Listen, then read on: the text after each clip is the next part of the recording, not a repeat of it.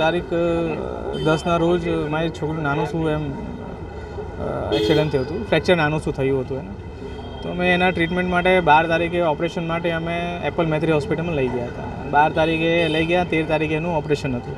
ઓપરેશનમાં જવા પહેલાં છોકરી મારી વ્યવસ્થિત, એને પગમાં નોર્મલ ફ્રેક્ચર સિવાય બીજું કશું દર હલકો સોજો બીજું કશું હતું નહીં, વ્યવસ્થિત છોકરી ગઈ મારી. અને ઓપરેશનમાંથી બહાર નીકળ્યા બાદ મારી છોકરી એકદમ કોમા જેવી પરિસ્થિતિમાં, જે આ જ્યાં સુધીનું મૃત્યુ ત્યાં સુધીમાં એ જ પરિસ્થિતિમાં ગઈ. ગંભીર બેદરકારી છે, કેમ કે આટલા નાના પગના ઓપરેશનમાં કોઈની મૃત્યુ થયું હોય કોઈને પણ પૂછી જો ના જ કહી શકે કે આવું થઈ શકે. મારા બાળકને બીજું કોઈ હતું નહીં, વ્યવસ્થિત ગઈ મારી છોકરી.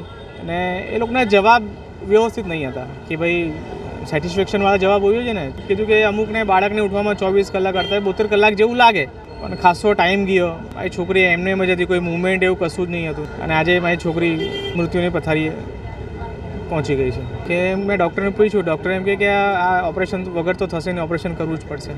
અને અમે પછી મા કાર્ડમાંથી ઓપરેશન કરાવ્યું. બહારથી લોહીના રિપોર્ટ્સને બધું એવું એમણે કીધું, પણ બહારથી પોતાના પૈસે બહારથી રિપોર્ટ્સને બધું કરાવ્યું છે.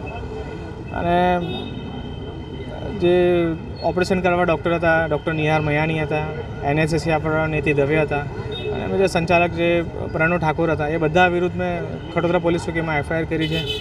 મારા જે ખોટી સાઇનો થયેલી છે એના બદલ મેં સલાબતપુરા પોલીસ ચોકીમાં FIR કરી છે.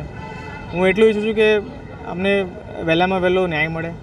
આજે અમે છે, આજે મારી છોકરી છે, આવતીકાલે કોઈ બીજા છોકરી કોઈ બીજું પેશન્ટ જોડે એવું ના થાય એવું હું ઈચ્છું છું. મા કાર્ડમાં મેસેજ આવ્યો તો 29 સમથિંગ એટલે 30,000 જેવું કંઈ બિલ બનેલું હતું.